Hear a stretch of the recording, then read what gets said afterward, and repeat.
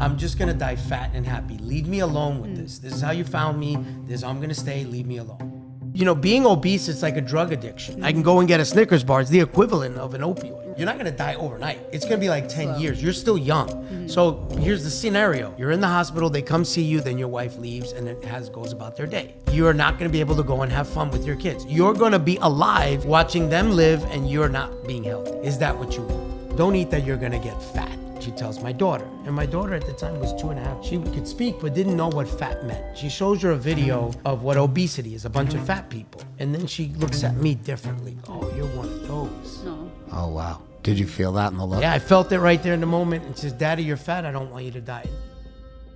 Hello and welcome to another episode of the Date Your Wife podcast here in Miami. We have some amazing guests here today. They're probably the fittest couple that we've maybe had on the show. Fittest. We have fittest. We've had fittest couple. It's a fittest couple award. We have Anthony and Tereza Lolli. I said it right. Hey. He's like, Thanks for having Lolli. us, guys. Good to have you guys here. Yeah. Okay, so we're going to start off this amazing interview with the real question needs to be answered. Uh-oh. Who You ready? who saw who first? Ooh, that's a good one. I think I noticed her. Well, we met in a very unique way. It was organic. It was a cafe. I was there doing a business Starbucks. meeting, a Starbucks private equity meeting, and she was there interviewing bandmates for her rock band she Yeah. was Oh, wow. having at the time. Yeah. So I knew I was aware she was there, but I was also focused on this private equity deal. But I knew there was a pretty I woman heard in the him room. first though, and I approached first. Yeah. So you heard him talking? So I heard him talk, and he's very loud and passionate about business, as always. So they were talking about a bunch of stuff that was so complicated for me to understand, because at the time I was a recording artist, actor, so my brain was just working on that side. But I did keep hearing the word royalties, and I thought that, you know, maybe they're in the music industry, so I'm just going to introduce myself. As my appointment was late, I had a concert coming up. My violinist quit at the time, so I was looking for new girls. So I was like, okay, you know, I could just multitask. Maybe they're a record label, because I'm in the middle of Manhattan. Why not? Oh, wow. So I stood up and I said, hey guys, are you in the music industry? Well, she was closer to the COO of my company at the time. I leaped over him. I said, yes, we are. And his 315-pound belly almost flipped the table, Yeah, but yeah. that didn't And- matter because he just jumped to introduce himself.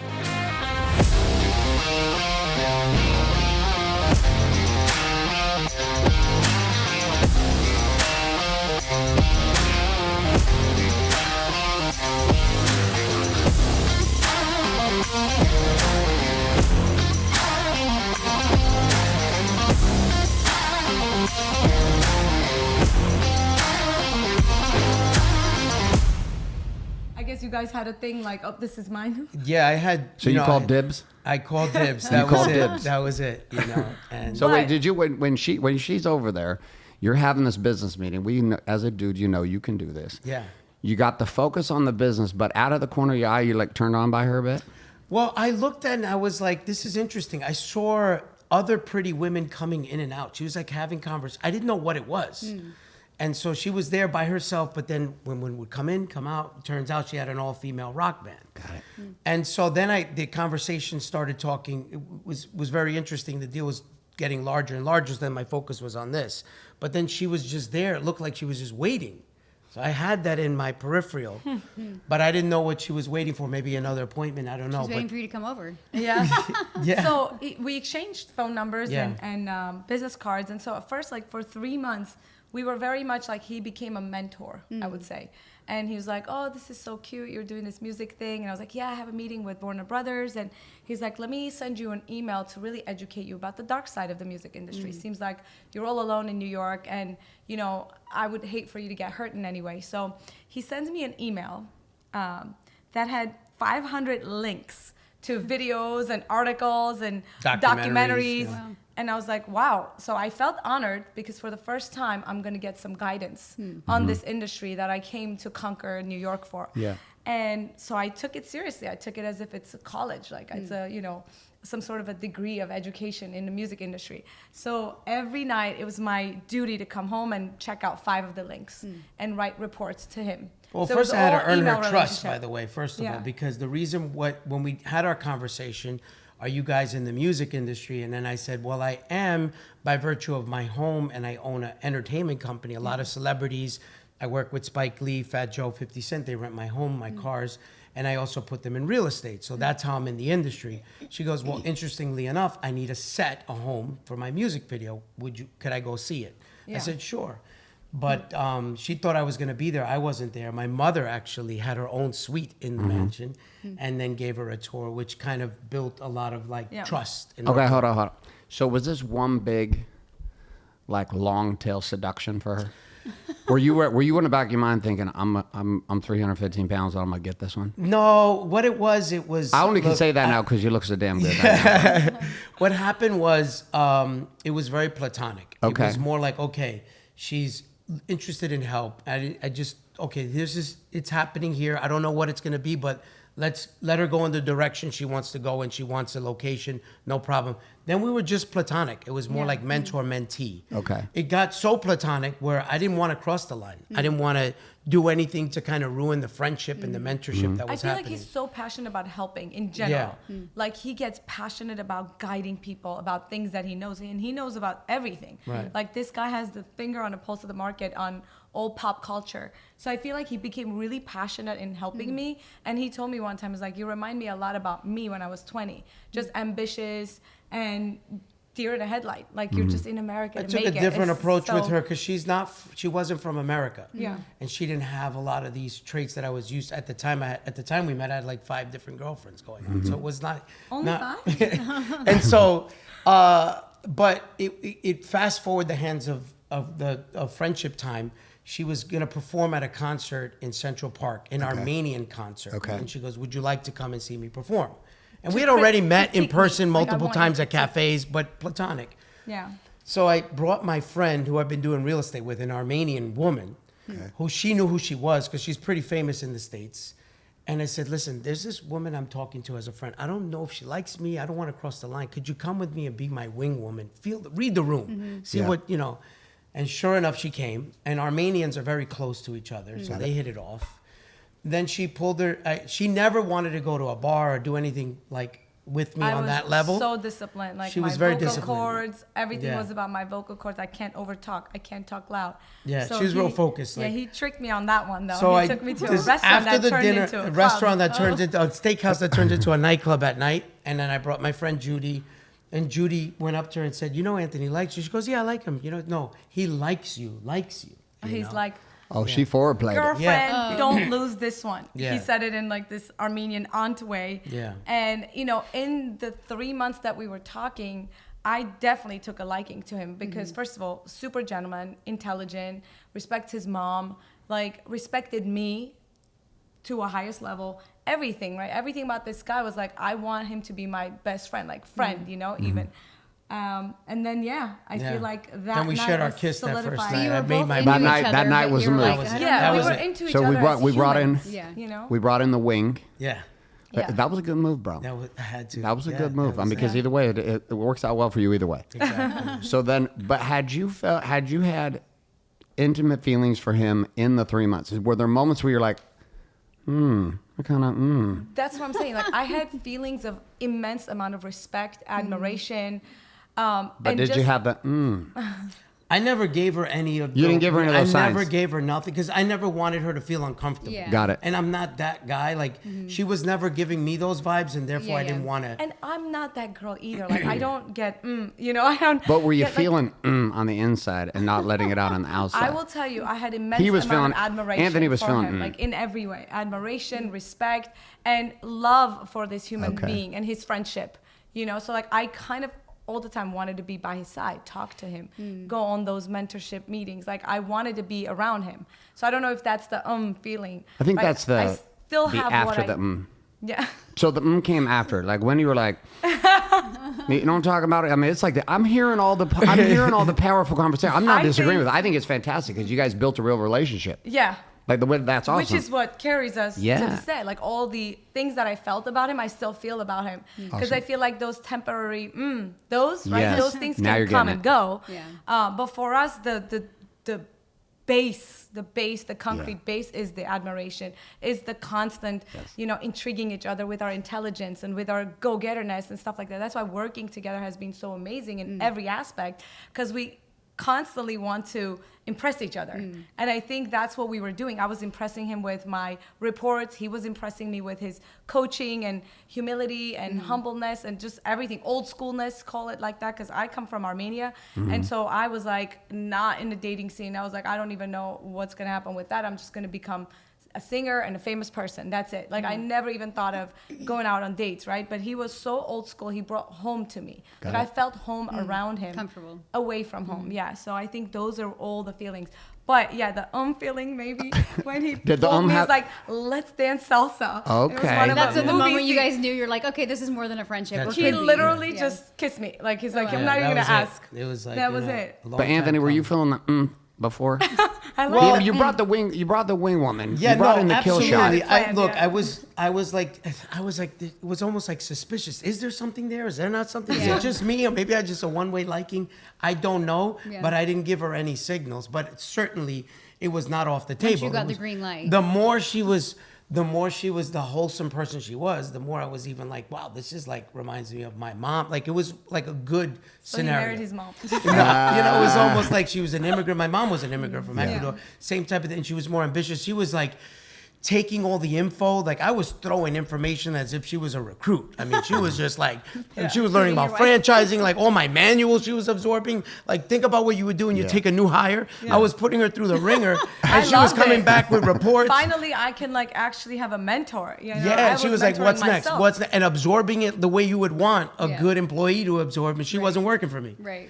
So I was like, whoa, this is a brain. But I sold the franchise for you. She did. She even brought a franchise deal. It was nuts. I'm going to do this. I want to be involved in your business. What can I do? Yeah. Okay. Well, there's franchise opportunities, and I went and sold the franchise. Yeah. So talking about this, you're bringing up a foundation that it does not exist in a lot of relationships. Number one, there was a connection with you two that wasn't sexual. Yes. It was mental, emotional, right? Spiritual, maybe even at a certain level with this like leading. But the thing I keep hearing come from you, I told you were in the magic seat. You did it. Good job. You keep coming back. Even when I'm trying to get you to go to the you're like, no, there was something bigger than the available. And I'm like, okay, what was it? Respect. Yeah. Talk about this from your perspective, Anthony, because listen, I've had 70,000 plus men through my programs. We get to run with very powerful dudes. I get to run with dudes who are just in the pit, fucked up lives, having a hard time, divorces, affairs, chaos everywhere. Respect seems to be something that is missing horrifically from the female to the male. Talk about, like, from your perspective, being respected from the beginning by her. What's that like for you? Well, not only from the beginning, we had a heart-to-heart because she was very ambitious. She wanted to do many things, become a singer. I made very interesting introductions to big producers, and I had a heart-to-heart when we were really kind of like falling in love with each other.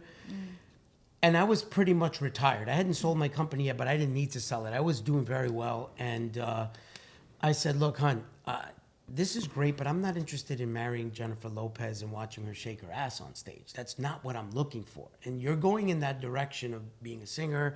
Ultimately, it's going to lead for you to do decisions. That's great for your career, but it's not something. I'm a little bit of an old school guy with a modern twist. And she made the decision, maybe you want to talk about it, on to big, you know what? That's not what I want. I want you. I want I want a family. If that's what you're talking about. I was very transparent about it. But I think this is all fun and games, fun and dandy, your music thing, but I'm not into it. And we'll keep the mentorship stuff going, but I'm not going to marry you or do anything like that.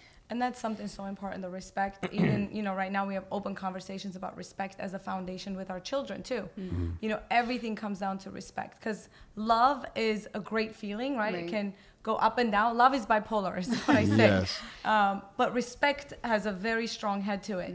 So I was raised like that. Like in our home, in my grandparents' home, my uncles' homes, there was a very clear hierarchy about the men. And it's not like hierarchy in a way where I say what I say. No, woman still has a very feminine influence on certain decisions in her domain, but the guy, the man, is the king, is the hunter, right? So I always respected that, and he allowed me to feel that feminine, where I could respect him to that level.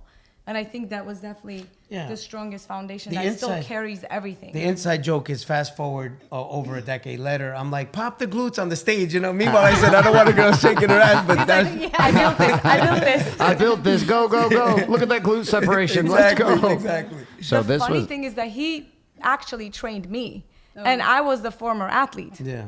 Oh, you were the bodybuilding training. He was your trained coach. me Yeah. in bodybuilding. Yes, Yeah. I was always an athlete. He was always the obese person. But then the roles reversed when he actually transformed his body and he trained me in bodybuilding. So we were always laughing and having jokes about it. What made you flip that switch where you're like, I'm tired of this shell and I want something different? You know, there were multiple interventions on her part, especially. She put me through the ringer. Once she made the decision, we had this heart to heart. She's like, well, I got something I don't want you to be. You don't want me to be this singer and this wild stuff. Well, I don't want somebody who's possibly going to give me sick kids. Would you go to the doctor and do a whole big check? Wow. Because obviously you're drinking. I was drinking a lot of Jack and Coke, eating whatever I wanted, 315 pounds. And I passed all of the physical exams in terms of blood work and all that. There was some like kidney things from the drinking too much. Yeah, like a but liver fat. but fatty liver. Possible. But he's like, yeah, that's all bullshit. Yeah. You know, I'm just gonna eat what I want to eat.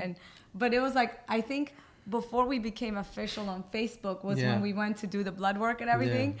And so there was a lot of criteria, right? The health was always something so big for me. I grew up almost like a biohacker, if you think about it. Never took a medication, always grounded, sun, eating from the trees. And so when I met him, he was eating the typical American diet. So to me, that was like, what is happening, right? But mentally, he was so strong that I always felt like, maybe he will be okay. Maybe he will outlive everyone I know But because then- of his mental strength. Were you concerned about the look? Did you care about No. the physique? Honestly, the physique turned me on because he would walk like a Lion King. And I actually called him a Lion King. And he just had this walk about him, right?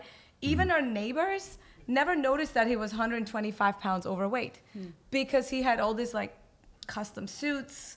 Everything was like custom, and his walk and his talk and the way he behaved, the charisma and the light that he shined in every room that he walked in. You don't really notice that. It really dawned on me after we had our second child when I actually just cranked it up and I was like, this has got to go. Yeah. Because our son, who was misdiagnosed like 7 times with all kinds of different labels, was keeping me awake all night. So I was up listening to him breathe, stop breathing, breathe, choke in his sleep. And I was like, what's going on? I don't even know the title of what's going on.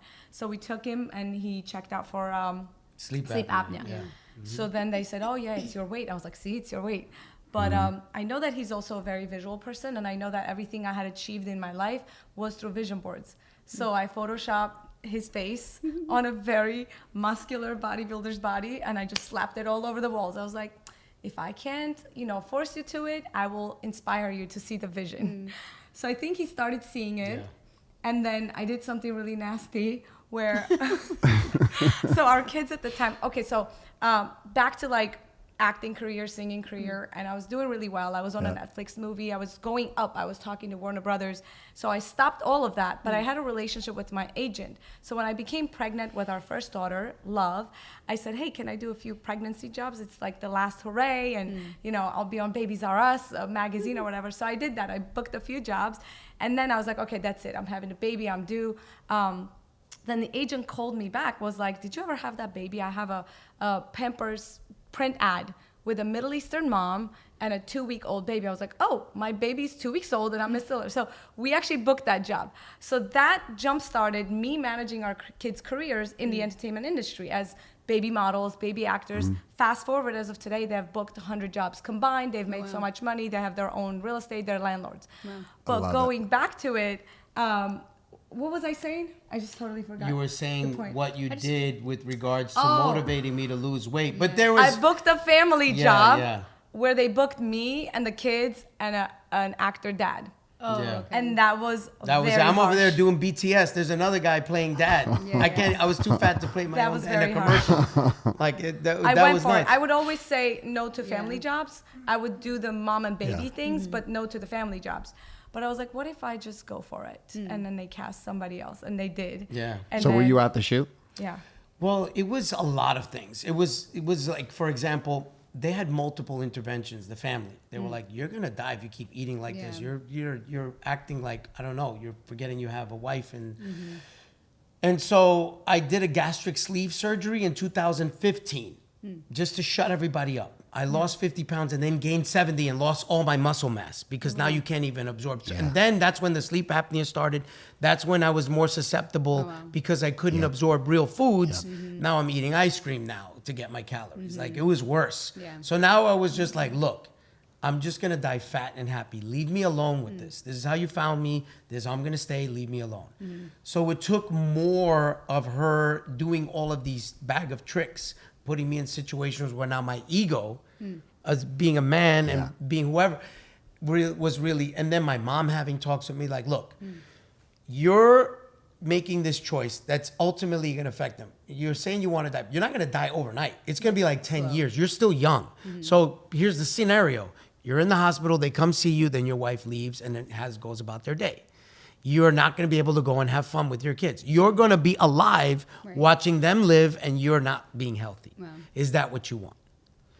And so it was all of these kind of like that, plus the inspirational photographs and just different things finally dawning on me. And then one day we're in a restaurant and I'm the one eating off the kids' menu. She's over there advocating for the kids to eat good food. I'm over eating the mac and cheese and the cheese fries, this, that. And they're eating broccoli and all that. It started affecting our marriage because now I'm not even allowed to eat with the family because I'm a bad influence, right?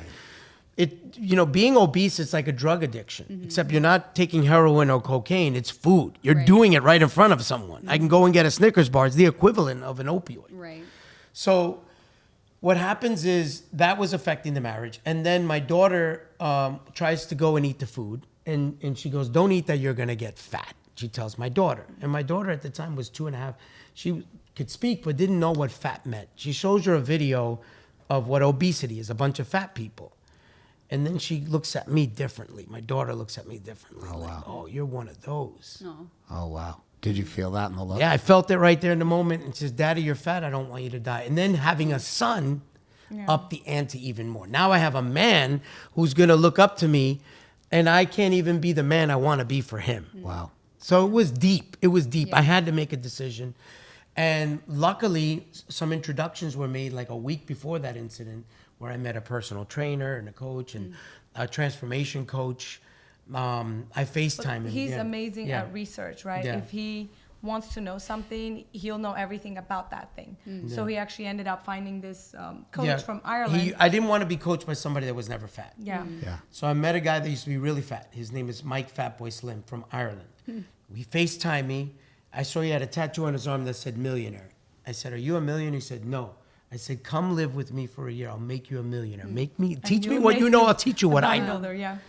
And he did. He lived with us. We made a whole He documentary literally went out to of it. family vacations with us. He was living with us. Yeah. They became an item. Like they would work out together, sleep at the same time, eat at the same time, everything. He was watching and accountability coaching. right there. Yeah, Yeah. that was it. I needed that accountability. So go back to the decision. Yeah. When did you decide?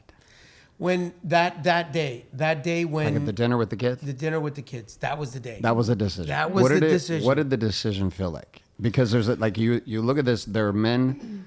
There's going to be fat dudes listening to this. Yes. Who are pissed, and this is Yes. exactly what they need to hear. Yes.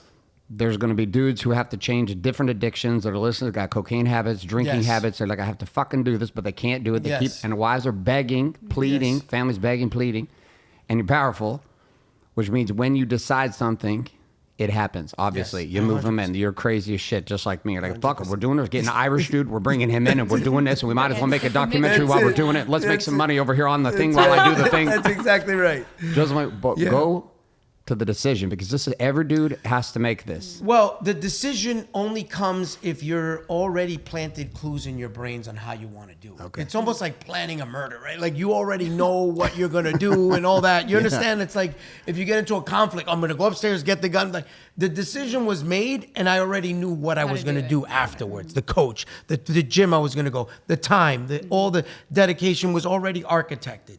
It was just, I needed that motivational moment. Yeah. And then that was it. That was it. Yeah. Isn't it interesting how oftentimes, like in our marriage has been this way, it's been like the deepest moments of pain Yeah. where she either exposes me, which has happened to me in addiction, and put our marriage on the line and said, you don't fix this, we're drifting, I can't feel you, you're so addicted, I can't feel you. If you don't get off this, if you don't shift, like we're drifting already. Like I can't stay with you, I'll die with you. I'm not going to stay and watch you do this. It's like I was like worrying. There was a point where I was like worried about his health, and I'm like, okay, you got a family, you know. Yeah.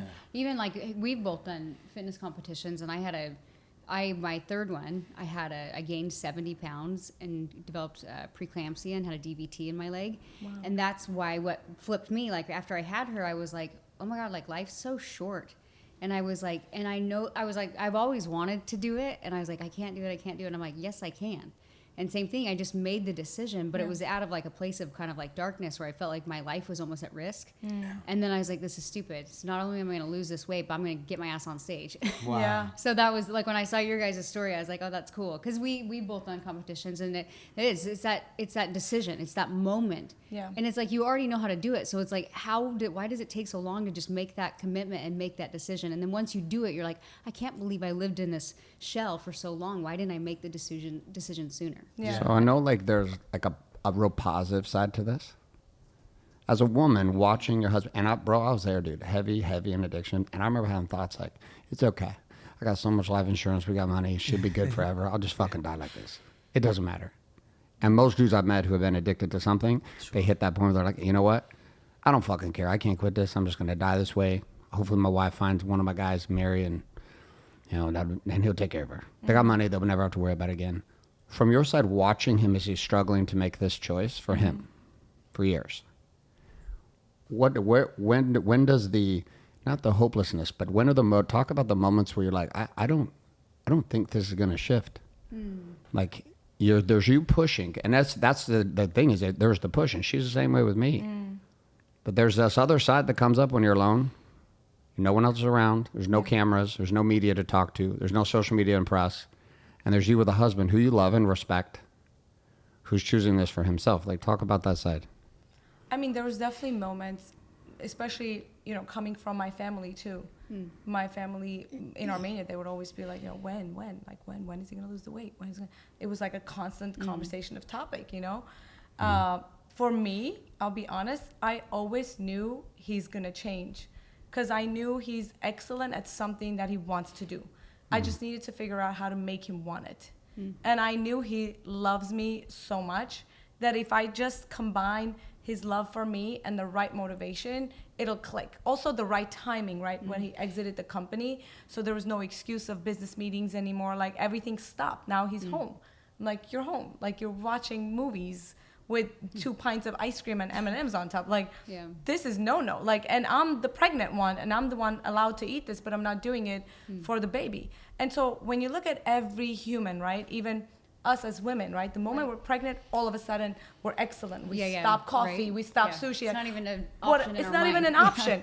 So then you look, it's just that the stakes are not high, right? The stakes are not high enough for us to potentially ruin our baby's health is so high that you'll turn the world around for it to not happen. So what if every person, woman or man, looked into their bodies and thought of their cells as their babies? Wow. And if you do that, you'll take care of yourself. The stakes are high because your little cells are dying. And they're becoming zombie cells. As I found out in the documentary filming, they're called senescent cells. Turns out that women actually have a higher chance of having senescent cells because of the oxidative stress that we deal with. Pregnancy, postpartum, hormonal, whatever.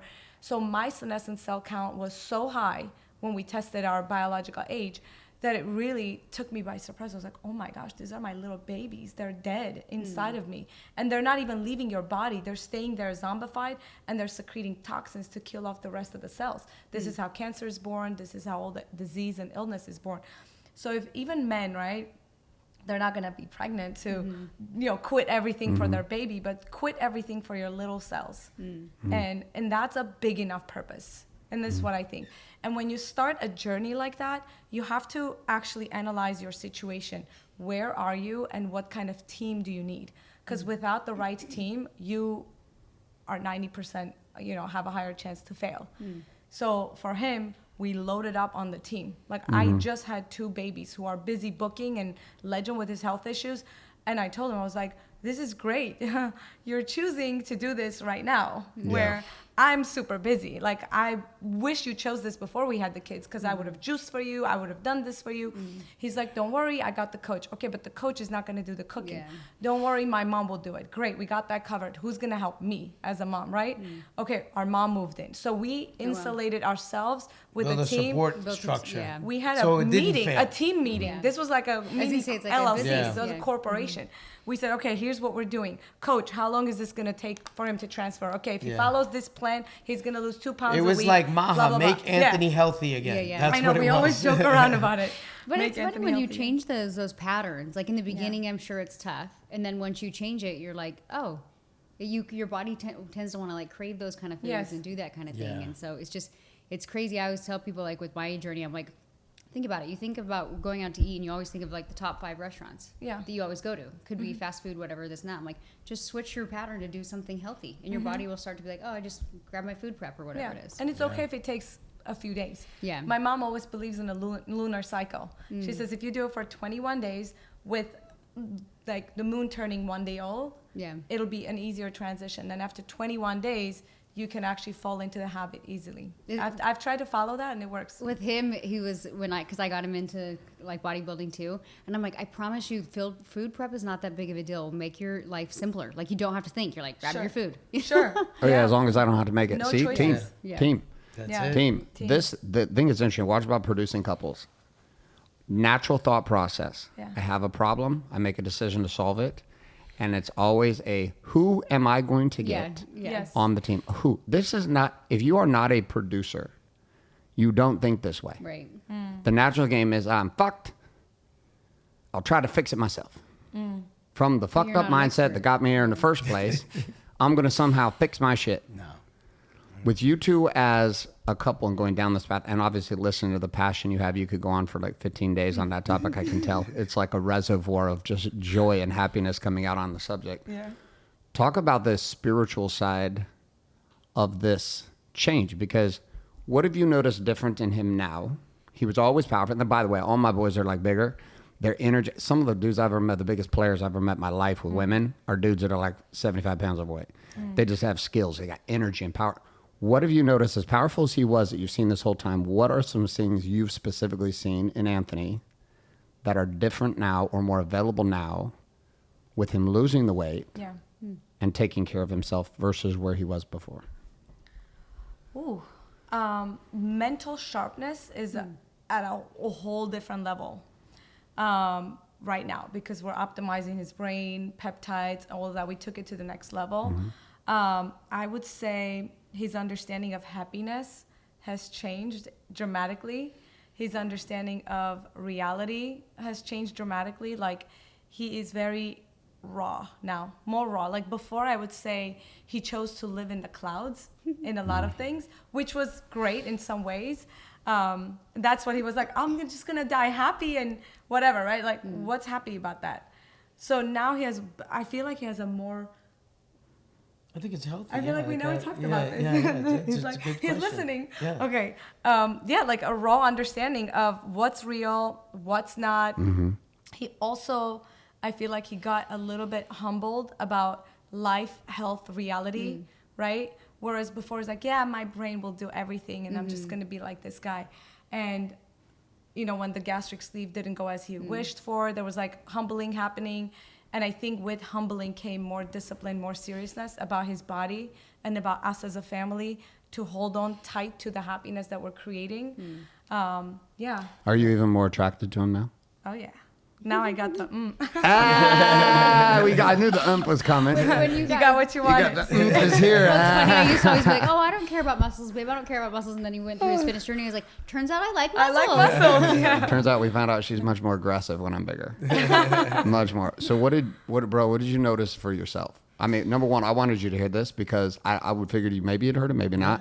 And a lot of times on the show, This is like there's great. things that our women are thinking or we're thinking about our women that we haven't ever thought to vocalize. So that was Yeah. beautiful. What have you seen different in yourself? Because I've seen this in guys over and over that choose high producing dudes who finally take on this last chip. Yeah. What have you noticed about how you feel about yourself and what you see different in the world? Well, I have a different lens, right? It reminds me of a famous Saturday Night Live skit with Eddie Murphy, where he pretended to be a white man. He was black, but pretended to be a white man getting on a bus, trying to get a bank loan, and how it's different for a white guy. Oh, you don't have to pay me back. It's a very funny skit. Yeah.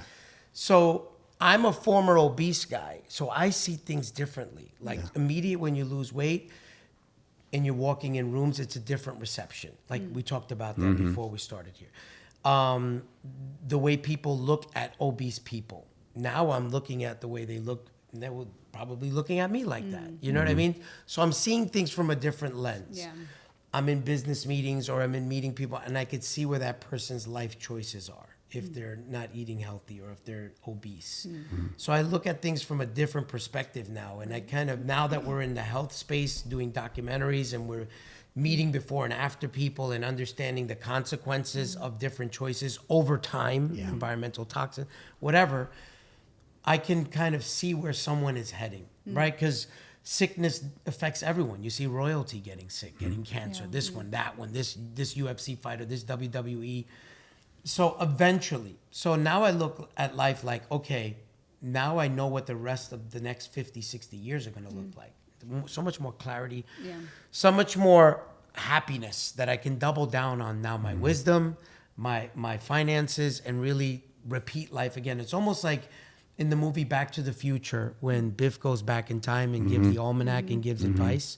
Well, I'm that person. Now I have this brain and this new body that I can do so much more over the next 50 years. And now because of anti-aging and practices that we're doing now, we could stay young for a longer time and enjoy it. So it's a second shot at the apple. So my mindset is I'm looking forward to the future more. Yeah. It's not bleak. It's not like I'm going to be an old man. I'll probably be an old man maybe at 100. But I can at least be, you know, formidable. Like, I mean, you were just with Grant. He's 66. I know, he's fucking great. See what I'm saying? I'm not even, you and I are not near that. No.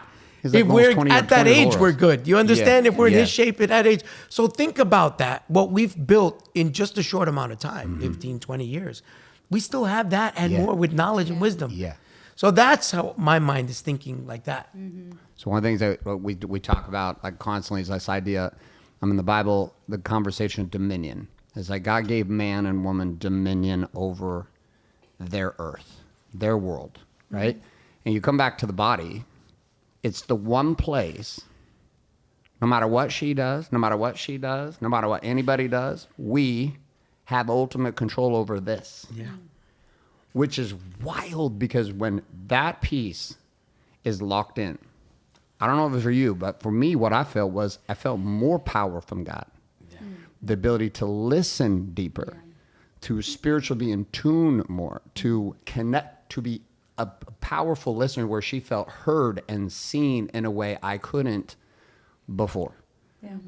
And I've watched the same thing happen with so many different guys, just because it's the world I'm in with men. But then I got to watch it with her. Like after you two go, I know I'll have both of you talk to this. What shifted for you after your bikini competitions? Because at this point, I swear to you, every woman should do one. Yeah. Just because of what I've seen from every woman I've watched walk the stage, regardless of what they, whether they were winning, whether pros or what. What changed for you? Same question to both of you. What changed for you as a woman with yourself after confronting? Dude, listen, Anthony and I get damn near naked on stage. It's like, let's go, whatever. For a woman to do it, particularly with as critical as the world is on women, what changed for you? I feel like I saw myself more. Like I'm actually very introverted, so the scariest thing on the planet would be to get half naked and go pose on stage. And I'm very much like a perfectionist, and so it was very scary to do. I felt like it definitely unlocked something in me. It was just like I could go train and speak on stages, and I just felt like this certainty that I didn't have before. And I'm like, wow, something as silly as a fitness competition can do that. And I would agree there's a mental sharpness and the ability, you just feel lighter. You're like, I literally can, I feel like I just feel lighter. I feel like I can communicate whatever I need to communicate. There's a sharpness to it. And you can tell when you walk into a room, he'll be God, he's like, I've always thought you're hot, but there's an energy that comes with it. And it's funny because I did one just because I shared, I had gained all this weight and I was like, hey, I'm going to do it. And it was such an amazing mental experience for me. I looked great, but it was just a very good mental experience for me. And so I I would kind of just drop little hints like, you should do, and was like, I'm not going to force him or pressure him into it. I'm just going to lead by example. Sure. And so I don't know. She pulled your moves. Yeah. She pulled your moves. Well, I mean, he was a surfer at the time, and I'd make little jokes or whatever. I'm like, oh, you're just a surfer, you know, you don't know how to lift the weights. But no, like I felt like I didn't want to like pressure him too much. But even, I don't know, I felt like I just it unlocked something, and I felt like I showed up a little bit different. I did 4 shows? 4 shows. I did 4 shows, but I think I'm good now. I'm like in a content space. And PC, right? You mainly competed. Yeah, but it was fun. We did our last one together actually a year ago, but That was hard to cut together. Yeah. oh yeah, you were That very was hangry. Yeah, very hangry the whole time. We're like, Yeah. we're not gonna make Like, why any did we do this arguments in the last together? 2 weeks. Yeah. But that's really, really the biggest test, though. Like, we did 6 shows together. Wow. Yeah. And that was like, by the last competition, I think we definitely argued a few times. But then when the competition was done, It's such a we high went- after. You're like, stuffed oh. our faces Yeah. with all kinds of Yes. sugar, vomiting. And everything. Yeah, I know. But that experience, right? So to answer your question, it's not like obviously walking on the stage and just being there, being present, right? It's you're feeling so strong. First of all, for me, the eye-opening part was the strength that I gained.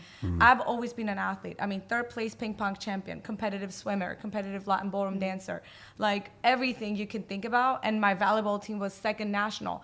Never in my life have I felt that strong walking on earth and feeling like my footsteps mattered. You know, you just feel like you matter more even.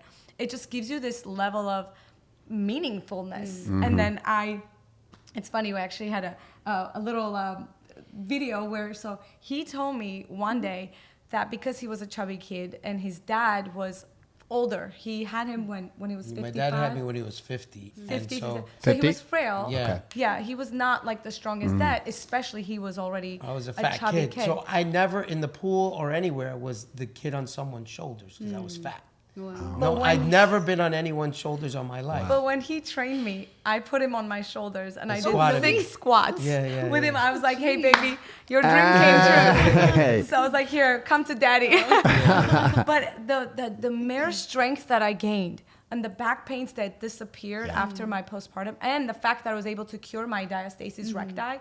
So my son was a 10-pound elephant and he came out at 42 weeks, literally on the last day. Pound. Whoa, hold on. You had a 10-pound baby. 10-pound baby. He came out 10 pounds. He Wow. literally, and that was a water birth. Water birth at 6 centimeters. I was like, take me out to hospital, like put the baby back in. I'm not doing this. It was just like the worst instant. But he came out. Everything, recovery was extremely easy, by the way, with water birth. The next day I was like walking and life was normal. Natural to But what I was left with was a big flopping gates here. An Diastasis 8 recti. finger. Like I had an Wow. 8-finger separation.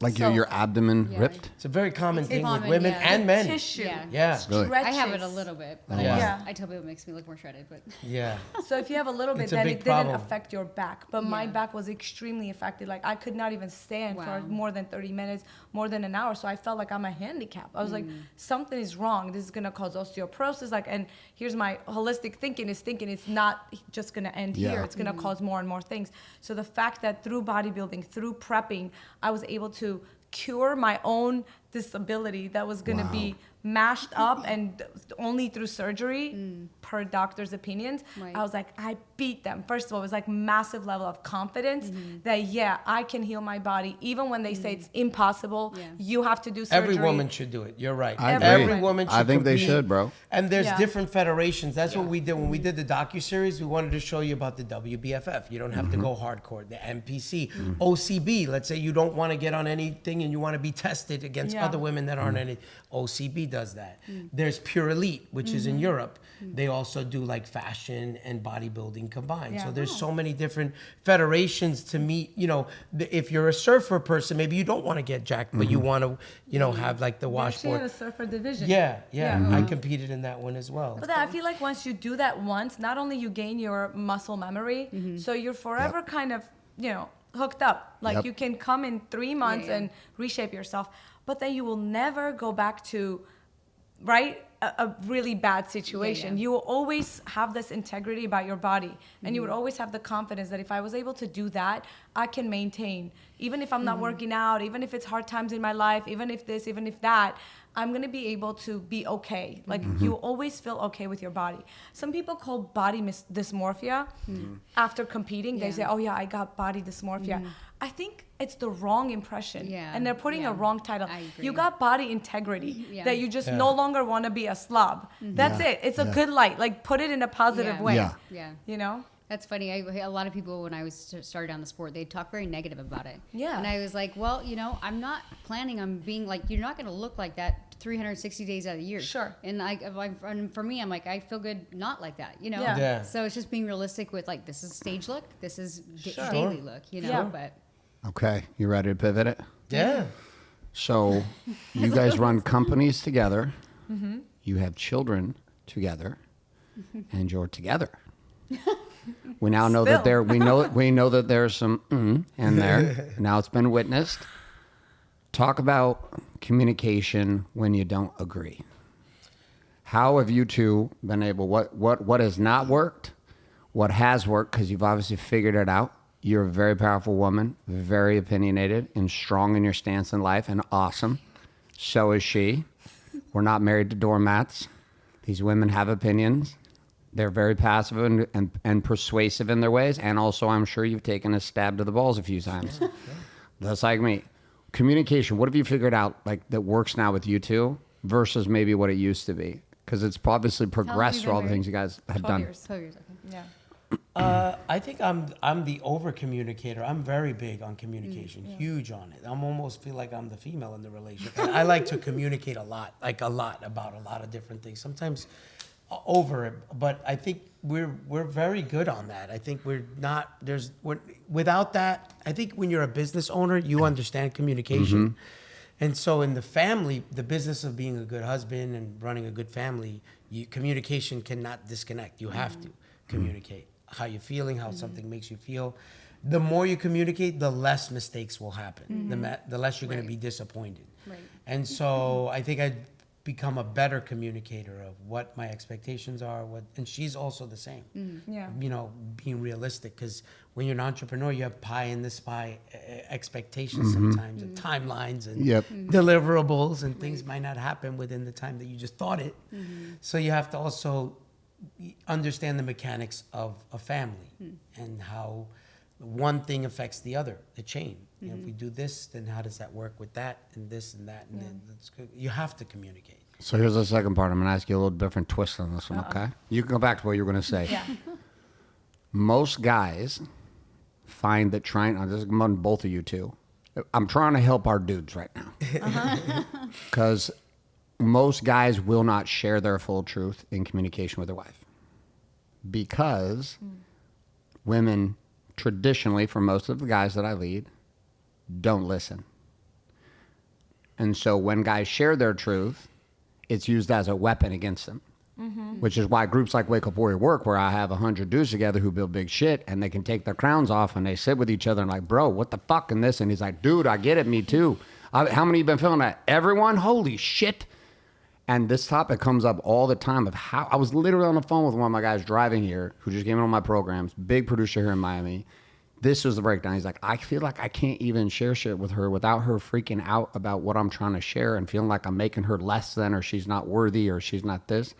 What have you two found is working so that highly expressive men like Anthony and myself can feel safe to share with you without feeling like we're weak for doing it? Do you understand the question? Because this is an undercurrent of truth where most dudes will just not. They'll stop talking. Yeah. Obviously, if we're communicators, that's impossible for me and Anthony. We're just going to keep communicating. We'll follow you into the closet. We'll just No. We're talking. We're talking right now. Danielle, what do you think? I think that's interesting. I don't know. I think that men traditionally are taught to not share their feelings. Like I grew up in a home where my dad, it was just like, go hunt, go work. Like that was your role. And I think now it's so important for men to come home and not just understand that you're going out to hunt, but that you need to communicate your feelings. And I would say like you and I, like we've been together for so long, but we've had to really work on our communication. What did you have to work on personally as a woman? I think for me, I'm the type of person that's like, everything's fine. Like, I'm that mom that's like, you know, worry about the kids and the husband and everything else and don't share my feelings. Like, I'm always the one that's like, you're fine, you're fine, you're fine, till I blow up. And I'm like, I'm not fine. Yeah. So, like, for me, it's like I have to recognize when I have these feelings of like, you know what, that did bug me that he said that. Or, you know what, this is kind of, I don't want to wait till this becomes a big issue and he took out the garbage the wrong way and I'm yelling at him for no reason. But what about when I'm asking you? When Like, you're I'm asking- sharing my truth with you. When you're sharing. Not when you're sharing your truth. Yeah, when you're sharing your truth. What have you done to be better at it? Because you're way better at it now than you I used don't to know, be. you tell me. You used to be horrible at it. I think Now you're great like at it. creating a space just to where you feel safe. Okay, what did you do? I don't know. I'm feeling like you're digging for a certain situation. I'm not digging for any certain situation. I'm just saying, what did you do? You've shifted a lot in the last 5 years. I think being not like triggered or offended and just kind of listening to like where you're at. There you go. There's one way. That helped us. That helped us big time. Yeah. Yeah. Because I would try to come in and share my truth with her, and Well, I then felt like she you would would- constantly feel like she was being attacked by Yeah, me yeah. just sharing where I was. Yeah. What has it been like on Or your I'd be side? like, why is your tone so angry? And then I had to understand his tone is not angry at me. His tone is angry at whatever last call Sure. he just got off of. You know, not taking it so personal. Yeah. What about for you guys? Very interesting, right? Because we've evolved immensely since we gotten involved in business. Like parenting, when we did the working out stuff, that was like total dating phase. It was like, you know, in and out of the gym, right? You're in the gym, then you're competing. It was like the fun doing of together. Yes, there was harshness about dieting and stuff, but nothing compared to parenting and then owning businesses and building, right, media companies. So parenting was very calm because I was in charge of parenting 100%. He was like, oh, you're like the best mom, like you got it, like whatever you say, right? And he was the business guy, like very separate roles that we had, no intermingling there. And then in business, in the last 3 years, I've gotten to know him more than I've gotten to know him in like the 8 years prior to that. And I've gotten to know him as a true, like the kid that he was, you know, like the 5-year-old kid. And being a parent to me has made me this really understanding person. I've read probably every single parenting book out there when I had my kids, because I was like, this is another college. Like I looked at him coaching me in the music industry. I was like, okay, I got to look at this as a forever job. So let me take the courses. Let me do all the parenting courses. So when I look at Anthony, I always look at him as the little Anthony, the 5-year-old, the 6-year-old, and how unconditionally I can love my kids and not judge them and not be offended. And I'm like, yeah, that's, you know, I'm sorry you feel that way about me in this situation. And I'm sorry that you feel like it was my fault. You know, that was not my intention. Like these kind of conversation, right? And I love writing things down. Like people think it's old school, but a good old pen and paper. And he gets annoyed. He's like, can't you just type or just tell ChatGPT to remember? I'm like, no, I swear to God, when you write it, it becomes yours. Yeah. So when he starts being vulnerable or bantering about something, right? I'm like, okay, 1 second. So this is, you don't like this. I'm catching that you don't like this. I'm catching that you don't like that. Okay, so I noticed that maybe I do this. So I can change my way about this, but you got to change this. So it's always like a gamified thing for me. Like life is a game, parenting is a game, business owning is a game, right? If it's a game and it's fun, then it's not that serious. Yeah. And if I ever feel attacked, which I do, I'm like, it seems like you're putting me down.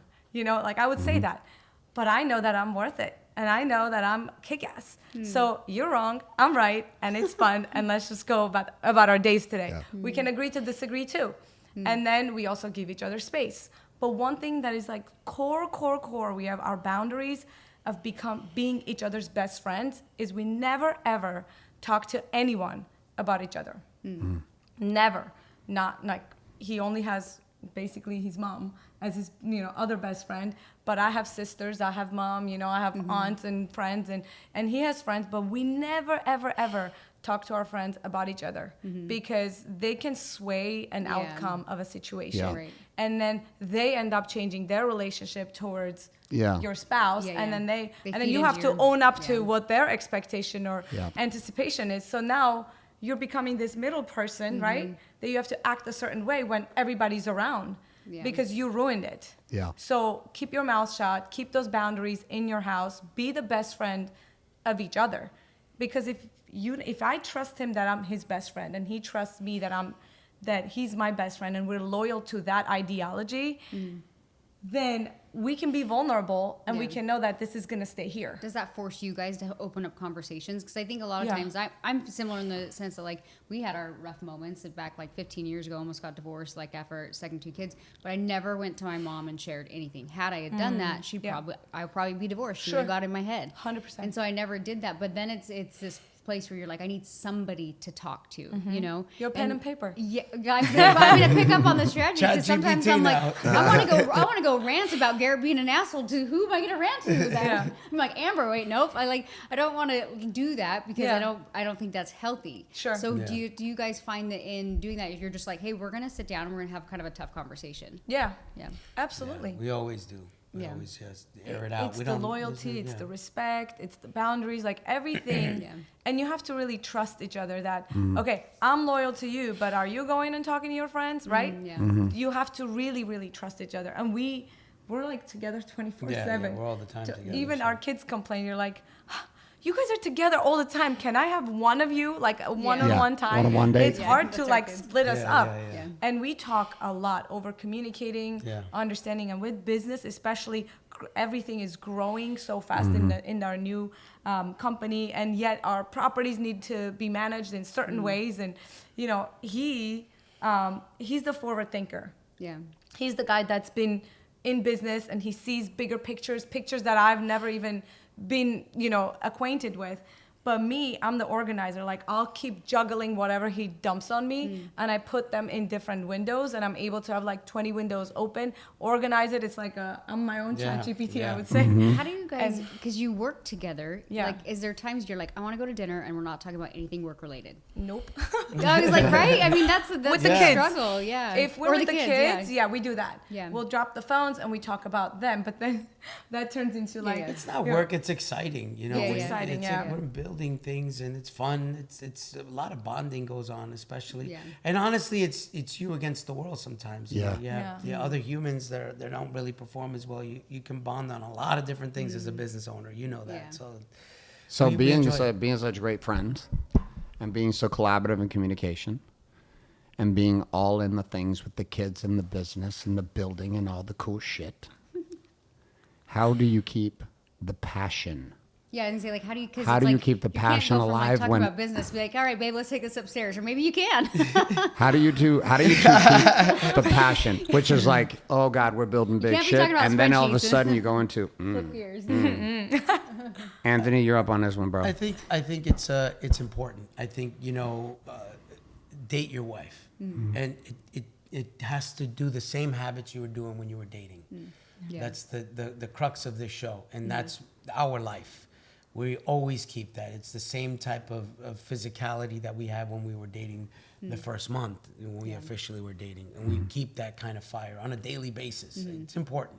Yeah. Intimacy, I think, and that's what I think understanding that aspect lets you not cross the line with respect in arguments. And so as long as you have that, you're going to be able to maintain it.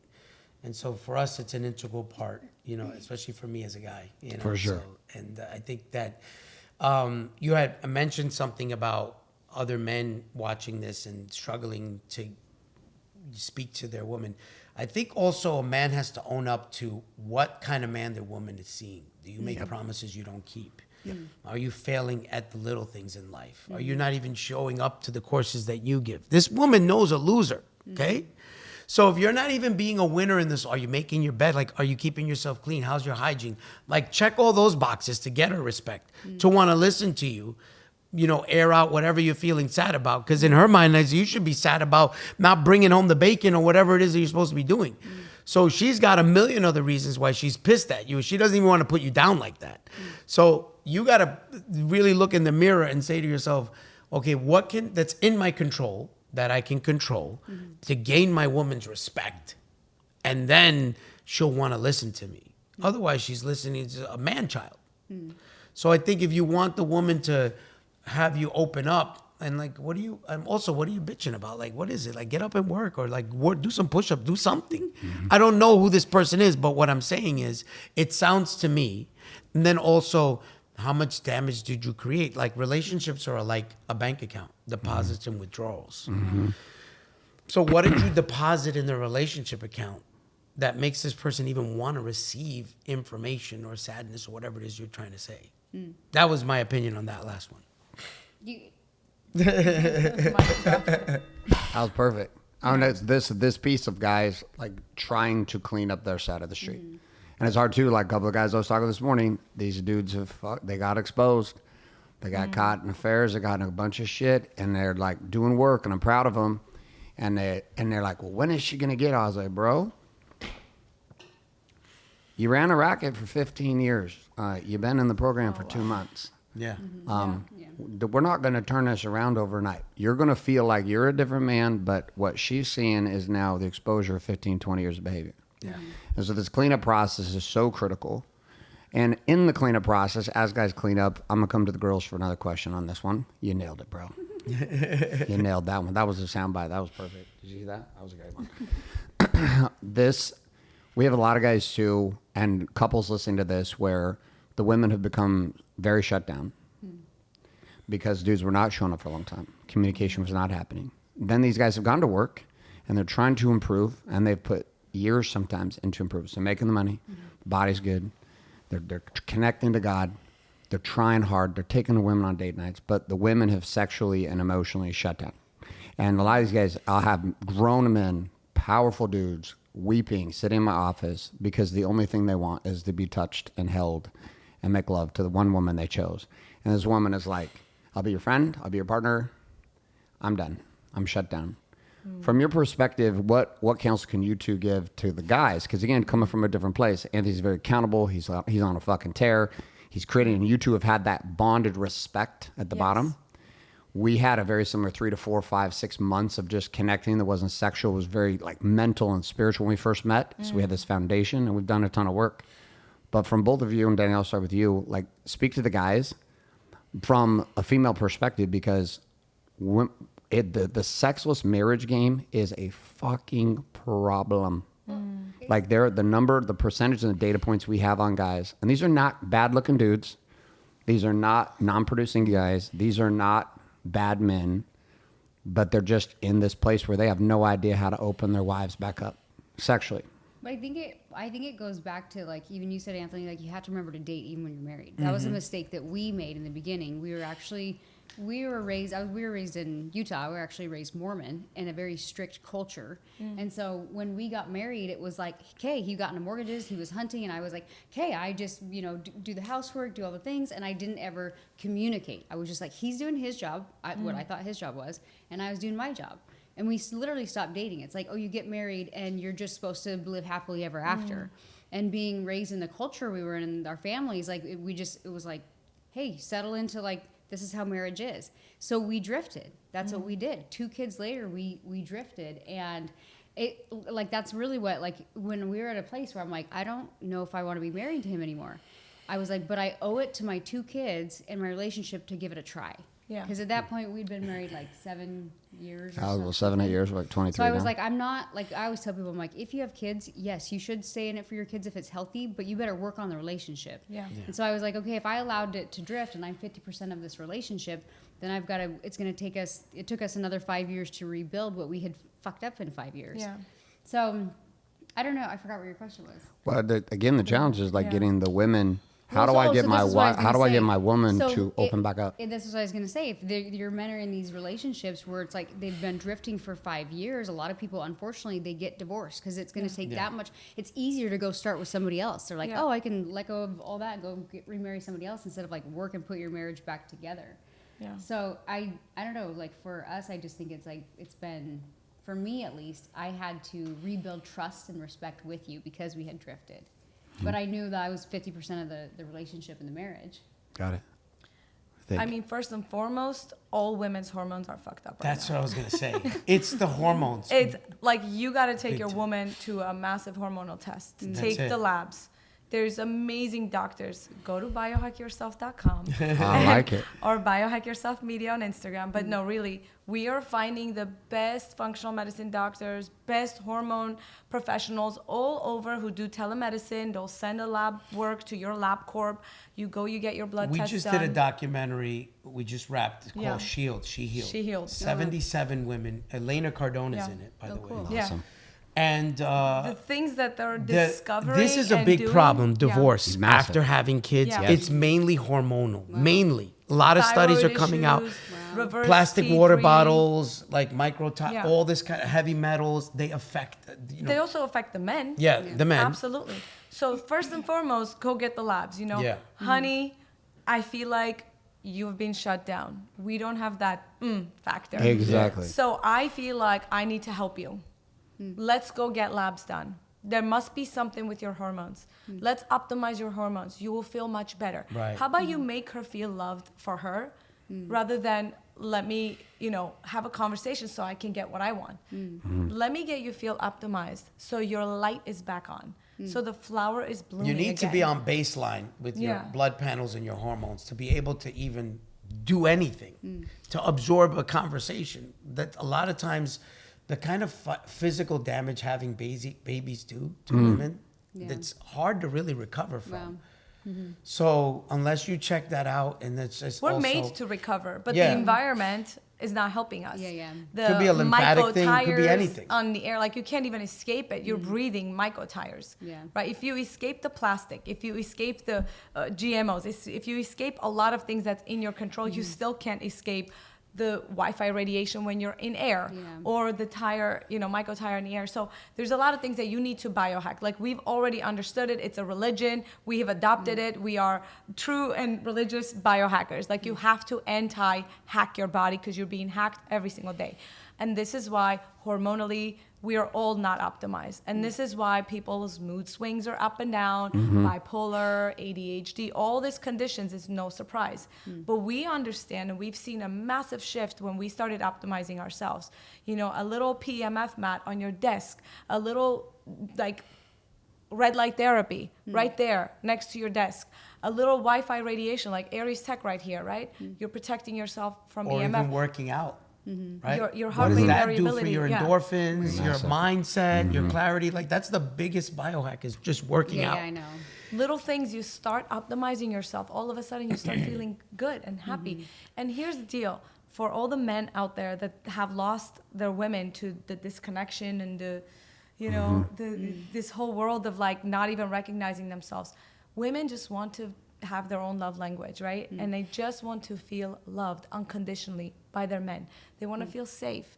They want to feel protected. And I don't care how dominant the woman is, just biologically, we're made to want to feel safe Yeah. and secure and loved by our men. So if you just show unconditional love to your woman, let's go take care of your health. Right? I'm not saying you're unhealthy. Let's optimize you. Let's do that. Let's do that. Find an amazing functional medicine doctor. Get the hormones checked. Put them on hormone therapy. Put them on some vitamins, nutrition. Get them organic on fruits that. and vegetables. Bond on a project. This is what, you're right. This is what I wanted to say. We've always bonded over projects. Even when he had a separate life, doing business, and I was a mom, right? We had our own separate dream boards. Still, we were like, okay, we're going to do this together. And I think that just is so instrumental to keep the couple excited about each other, excited about life, excited about this little competition against the world you're doing together. Yeah. Because that keeps you together. I was telling Garrett the other day, I was like, I know I'm healthy. I'm like, but I feel like something's off. And as a woman, I'm like, I don't know what it is. And he's like, okay, we're getting your labs. We're ordering those tomorrow. I was like, okay. Yeah, But get your didn't you DNA feel test like, too. oh, he loves me? Yeah, he was like, Didn't that make you feel, yeah. He See? went out of his way, called a few people. He's like, we got labs coming for you this week. I was like, okay, I thought I just needed some more vitamin C, but And Yeah. there's peptides out there right now that are, forget it. Yeah. Next Get level. it. Yeah. Brain optimism, brain fog. Women have 80% of know. women have Yeah. brain fog. Yeah. You know why we did Shield documentary? Because 114 experts we interviewed for Biohack Yourself documentary, probably 80% of them said that 85% of women have autoimmune conditions, and yet we recognize at the end of Biohack Yourself, we didn't even cover women's biohacking because it's a whole different way of biohacking. This is why we felt enticed to do the Shield documentary, and it's a whole different way of stacking hacks and testing yourself and really understanding your body and being in charge of your body. And you know, like, women are very complicated, as we know, and we go through our emotional cycles and stuff like that more than men, right? Men may go through one cycle in the year. We're like cycling on, every month. And I feel it more than ever right now because, right, we're in perimenopausal stage. Until like 50, we're going to be more up and down, like crazy. So even communicating on that, right? I'm like, honey, I know you're not used to me being hormonal at all. Like he would never even know when my period would be because I never acted any down. But now I said, there is a thing. And so I set him down through 77 interviews for him to understand how women are different. Now he respects it. So go watch Shield documentary to really understand, like, women need that support. And if they're totally off for like a few days, you can nurture them even more. Say, you know, like, I understand maybe you're on, That's probably on good your cycle. for guys to learn how to navigate their wives. Yeah. Well, and all the times I've asked similar question to this, guess how many times this topic has come up? How many? 0. Wow. Yeah, well, your men have never thought 0. to be like, hey, why don't you go have her levels check her? I didn't think about it. I didn't think about it till right now. Yeah, I didn't either. I didn't think about it till right now. It's never come up. I mean, obviously, there's other things like, remember to date your wife and show her you love her and all the things. Yeah. But I never thought to be like, hey, you know what? Something's just off inside. That's what it is most of the time.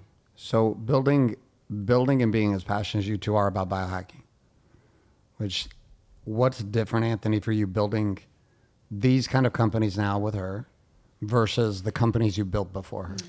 You know, it's a great question. She was not involved in any of the businesses. What got her involved was the fitness aspect. When we did the Super Lolli's docuseries, I didn't think she was going to go through with the working out.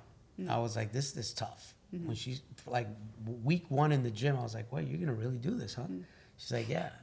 So when we completed the documentary, she took home the gym. She goes, you know, Anthony, I know you're retired and everything, but I could help you invest in real estate. Like, I can do this too. I can do real estate investing too. Teach me. So she's like, teach me. I'm game. What's next? I was like, you sure? I was like, look, real estate is a lonely sport. It's very lonely. Not if we're like once you together. can't unring that bell, once you buy the property, then you have all this other stuff, commitments, like having a baby. And I said, I'm not interested in getting involved. Then when we moved to Florida, I said, okay, here's a budget. Try to find some deals. She started finding great deals, making amazing decisions. Then we recognized that Florida, the insurance situation is wild with the multifamily, especially if it's an older building. The only way you make money in real estate on the rental side of things is if you build ground up. You have to build from scratch, brand new, and then the insurance companies will underwrite and all that kind of stuff. I had never done ground up development. We own a lot of real estate in New York, and it's mostly gut renovation, multifamily, mixed use, apartment buildings, but you gut it. It's already there. You don't need permitting to build from the ground up. And it's a nightmare in New York and any of those, blue states to do any type of business. And so she's like, I want to do ground up. I want to do it. I was like, I've never done it before. It'd be brand new. And also, it'll last longer for our kids to manage. Yeah. Right.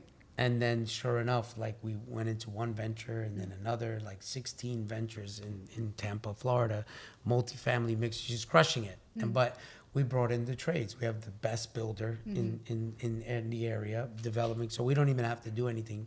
But she's crushing it. So she crushed that. And then we got involved more on the documentary side of things. When the Fat Lolli documentary went viral, we did the docuseries, which she produced. And then we did another one about loose skin surgery. She produced that documentary. We did another one for George Farah called The Guru. We interviewed 32 bodybuilders, the most famous one. She casted the whole thing. And so anything she puts her mind to, she can do. And so now with the biohacking and the Shield and this media company, But it's be like honest, nothing.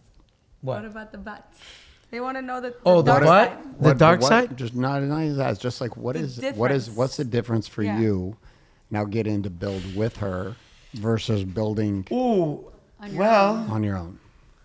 Can I tell? You're like, answer the question. The main complaint that I hear, and I'm very aware of it, is that he's like, he feels like, yes, I'm the engine and I can make things happen, but first it needs to make sense to me. And that pisses him off. If it's an employee, it's just like, he's like, just do what I say, you and pretend that's you're an it. employee You know what I'm today? saying? Yeah. Now it's like I have to consult. Like, I have to ask my wife for a understand the permission. concept. You know, But it's not like it's she's not- not for it, but she just has to click and It understand. has to click. Yeah. So the You thing know? is, okay, again, if you look at the life I've lived and the life that he's lived, to him, it's like pretend he's in college right now and he's, doing something in a 6th grade, let's say, right? It's like, it's boom, boom, boom. I'm like, and I'm actually in 6th grade right now. Yeah. I'm like, but wait, 1 second. This is exciting, but explain to me. And it takes me a moment to get it. But once I get it, he knows that he can dump and move on because it's going to get done. And the mere fact of that, I need to get it. It frustrates him because he's like, this is holding me back. Because I said back then, I could get up in the morning and do this and tell 5 secretaries to do that. Yeah. Now I have to explain to you. And I'm like, That's Garrett. Garrett will be like, do you know how many people pay me to coach them like this? And you won't listen? I'm like, I just need an understanding of it for it to, like you said, because if it doesn't click for you, you're like, I can't promote it or stand for it. I have to, it has to feel right totally. for you. It has to feel, Patience. But the benefit is that when he comes up with genius ideas, right? I'm a total outsider to the business. Then I'll say something and he'll be like, oh, I didn't even think about that. Yeah. Because it's like ignorant mind, right? Just, well, let's do this, right? Yeah. So there's No, cons. the and then pros there's are the once doing she's of adopted it. it really flies because Yeah. once she gets it, there's no more hand holding. It's already done. Right. So right now we're starting to film the biological dentistry documentary. Super passionate about it. Came across biological dentistry when our son Legend had a root canal that didn't go through. Like I didn't go through with it, but they said he needs a root canal. Wow. So of course I Googled it. What's root canal? And I always Google what's bad about root canal. So then things started popping up. Then I came across biological dentistry. I even took him to biological dentists. They said, no, don't do it. But at the time I didn't know much until we were filming Biohack Yourself, where we interviewed Dr. Jerry Curtola, he's the godfather of biological dentistry. So he had the interview with us. Then he took us out to dinner. He's like, guys, this is not just a one interview thing. Like your audience is amazing and engaged. You need a whole documentary on this. So we kept it in mind for when we were finished with all the other documentaries lined up, we would do this. So sure enough, he had this massive infection. Right after we finished, we were actually hosting the Oscars of Longevity, the first of its kind event where 800 of the longevity experts came to celebrate themselves, where they walked the red carpet and they were the Katy Perrys and Justin Biebers of the world. Awesome. And we said, like, these are the people who need to actually start being fed to the regular people's algorithm, not what Katy Perry is dressing up again. And after that, he had this massive infection. We heard about this biological dentist. We rushed over, did a bunch of procedures, and we're really like starting to film it now, like through our experiences. Oh, wow. His mom just went through a whole biological transformation. My mom is We had to lined go up to back do it and next film it week. in Costa Rica. We're filming it around the world, but I didn't heal right from it. Yeah. So the issue was, we did that Oscars of Longevity event. It was massive. Then Bobby Kennedy and Dell asked us to produce the Maha Ball in Washington, where we did that for On his the inauguration day in inauguration DC. day. And We then were the only flying trusted around, media yeah. to be inside cool. those rooms. Yeah, it was amazing. And then, so I had to go back and kill an infection that happened. But why I'm saying is, right, so super passionate about this. I'm like, yeah, let's produce this. Okay, I got this one, I got this. He's like, well, I'm going to sit on my ass. I'm going to do nothing until you do what I told you. So now we have this passions about, so like the company's taking many octopus wings, right? And he's like, no, this direction needs love. And I'm like, yeah, but this needs my love. And he's like, well, I'm not going to help you in this until you do this. My sit on my hands There's that. technique. Sit on my hands technique. I'm He's like, we'll do it. Okay, I'm not going to put my genius on that. Okay. It Is sounds the like- org chart ready? Like this kind of things, right? Exactly. So there's that. Like of course there's, but again, when we turn it into a game, It's all in good fun, and you take your ego out of it, because there's unconditional love Right. at the base of it and respect at the foundation. All the words that even our daughter, right? Like if I say something, if you do that, I'm gonna take this away. Mom, you're not gonna do that, so stop threatening me. But I get it. You're furious, so I'll just do it for your happiness. Okay. So this is like us, right? I'm Yeah. like, okay, I get it. You're furious about this. I don't want to do it, but I'll do it to make you happy. There, check mark. I think it's like you guys, credits. it sounds like with what you're building, though, it's something you're both passionate in. Yeah. And so when you Yes. have like the petty arguments or whatever it is, you have to really focus on like, what is the big picture? What is the outcome we're looking for? And then sure. you can kind of drop that ego a little bit and you're like, okay, you go in your lane, I'll go in my lane for a minute. And Yeah. then you can kind of come back together like with this thing that we keep talking about on the show, which is like respect for each other. Yeah. And building something together. I think that like when people say the, definition of a power couple, to me, it's like somebody like you guys who's like, you're building this life together, right? And you're you're curating this for your kids and everybody else, and you're making a difference inside of something you're both passionate about. So I think it's just like cool to watch you guys get all excited about talking about it. Things I'm like, yeah, we wish we build together. We tried to build a hair brand together, and then we went our separate ways. And But we're we've coming had- back together on a few things. But We figured out that we couldn't do business together for a period of time. That's We why could we do was it now, asking but people, there like, was how a do you period of do time our marriage was going to end. Right. There was too much of what you're describing where I'm like, she's like, well, we need to do this. And I'm like, I already know how to fix this problem in 2 minutes. He's like, why do you And I'm keep like, back we're going on to do this and everything? this and this. And she's like, yeah, but why are we doing that? Why are we doing that? I don't understand. Okay, listen. I'm not going to have this conversation with you again because I've already drawn it 3 times. But you don't know what it's about, so you don't doesn't make sense. Now, actually, how we build now is, what is the outcome that you want? well, enough for me. I've had to like. And then let she'll go. tell me I'll be what the like, outcome okay, I have is. to trust that even though I don't understand That's the it, thing. Yes. Like I know you've done this. I've the seen you letting do it. go. Yeah. Because when the moment you become a mom, you can't let go of Yeah. anything. Yeah. You have to like dominate everything, and you Yeah. have to like control it, right? So he felt that. He's like, I don't have to answer to you. Like we're doing this, and Yeah. and then there's also like mutual trust Yeah. in each other's competences, where he believed in my ideas and supported me when I was like, let's do a biohacking documentary. And so now when he's like, oh, we're going to do this with this concept, I'm like trusting him. And we constantly go in our roles like this. Yeah. And we're like, oh, we're doing that. Okay, you're taking the lead on that. Go for it. Yeah. Oh, no, we're doing this now. Right. So now we're very fluid, right? Would you say Yeah. so? Yeah. But he's She's still very the boss. purpose driven. Her nickname is Mother Teresa. Like she gave you the shirt off her back. But I'm a business person, Yeah, yeah. so I have to bring in the reins and make sure He's that like, Yeah. your biohack is, green in the brain and green in the stomach. My Yeah. biohack is green in the pocket. Who's Ah, yeah. and in the suit. Yeah. Okay, Ray, we're going to flip it one more time. Yes. So, Anthony, 3 things now that you guys have been married you've been together for 13 years? 12 years? 12 years. Yeah. Okay. Going on 13. Yeah. Going on 13 years. Now, I haven't gone through the experience, built, lost some weight, done all these amazing. You two energetically together are amazing. Thank you. Like you are. It's fun to watch. I can see how you two build big shit real fast. Thank you. Seriously. Look at her and share with us, what are the 3 things after all of this time together and what you've created? You're obviously very connected. You can feel that. You can't fake it. You learn, and I love watching you two play tennis and let her go and she lets you go. It's amazing. What are the 3 things you love the most about who she's being now as a woman with you? 3 things that you can look at her and be like, these are 3 of the top things I love about you. Well, the top 3 things. Well, your kindness, your unconditional love, and your respect. Those are the 3 things. Yeah, they're amazing. Yeah. I do. I do again. All right, Teresa, same question back to this amazing man that you're with.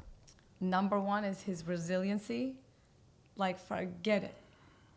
Always excites me. Number 2, definitely your kindness. Yeah. And number 3, generosity.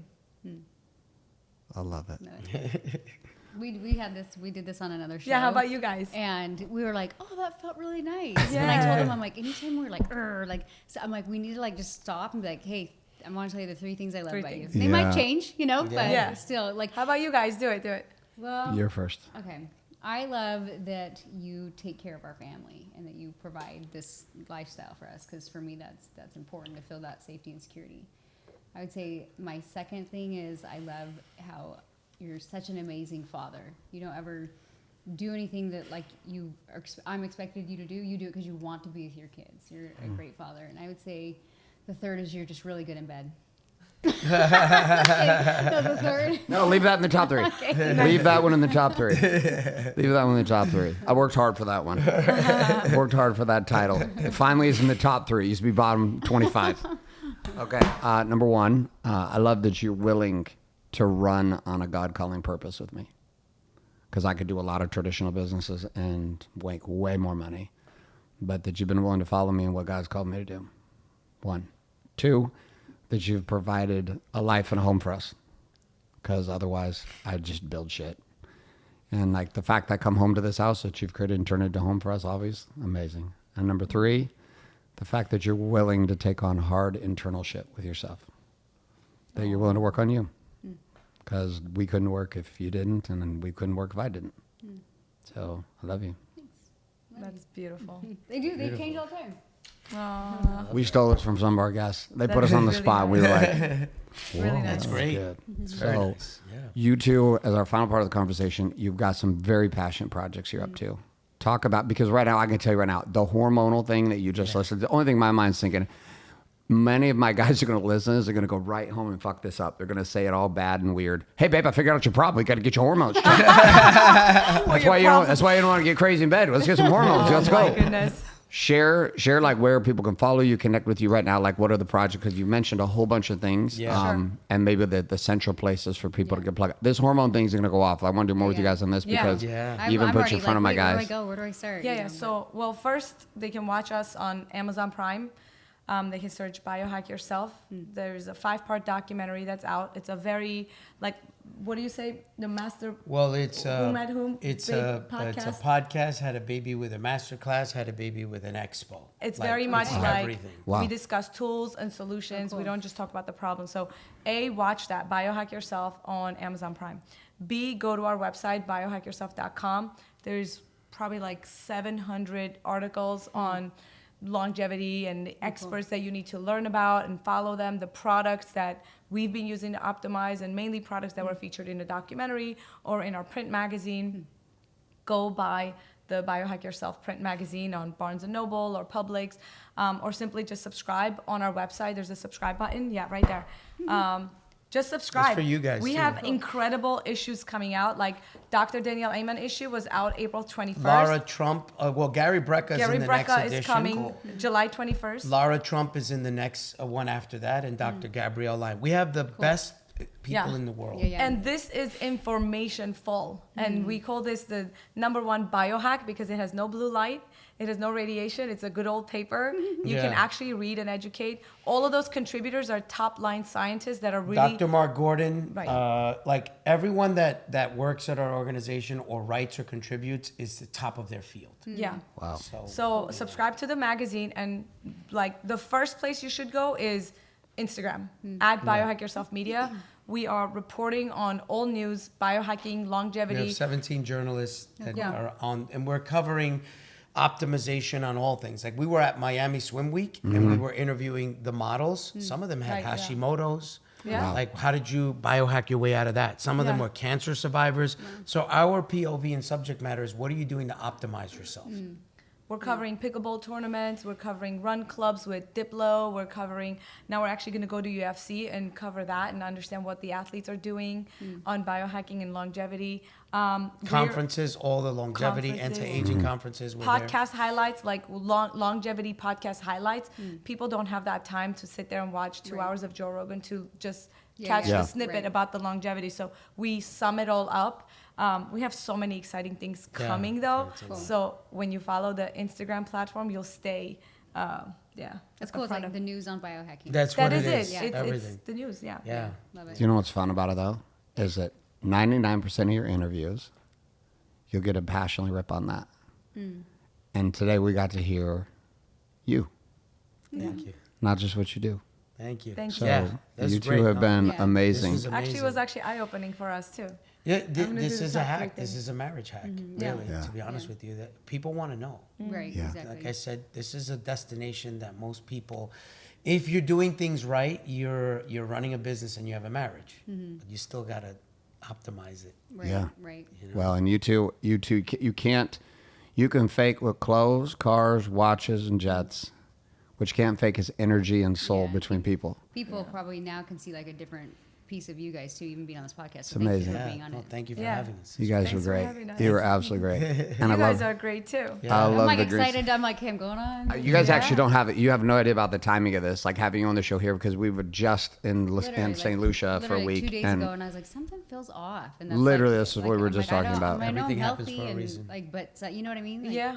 I mean, and also, by the way, at Shield Doc Instagram, we've been doing the press releases on every single cast member.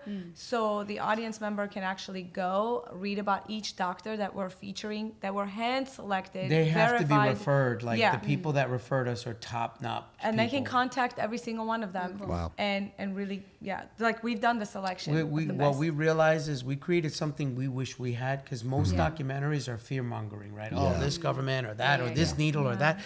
We're like, well, where's the answers? Yeah. I know I'm sick because of this, but where do I go? Who Yeah. can I see? And then if you like look at the credits, that person is retired. He doesn't work anymore. He's not available. Right. He's not practicing. No, we said no. We want solutions. active Active people in the people. game. Yeah. Well, and then like you said, like how you're talking about the root canal, the people are just like, oh, you said I need this, okay, and then people accept it for truth, and they're like, but what if there's a way around it that's better Yes. for you? Yeah. So Right.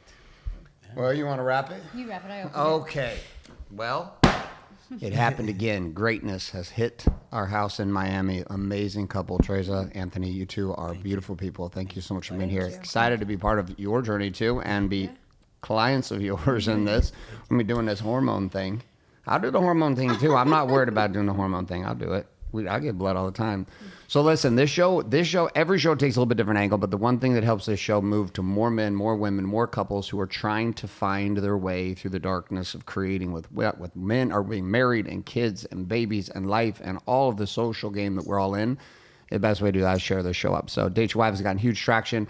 Your friends, people close to you, people you know might be struggling and trying to build and create lives that matter. We brought another amazing couple on here proving that it is possible to have it all and to build a life that you love. So share the show up. Also behind the scenes on this always, we've got the curriculum here at Wake Up Warrior for our guys and being able to guide them to find this immovability that Anthony talked about today on the show, owning your side of the street. You can check out and get a free copy of the book, Warrior Book. Go to warriorbook.com. As for now, though, to these beautiful people and my amazing wife for being here as my co-host for the last 7 years here on the Date Your Wife podcast, has bring this to another close of the Date Your Wife podcast.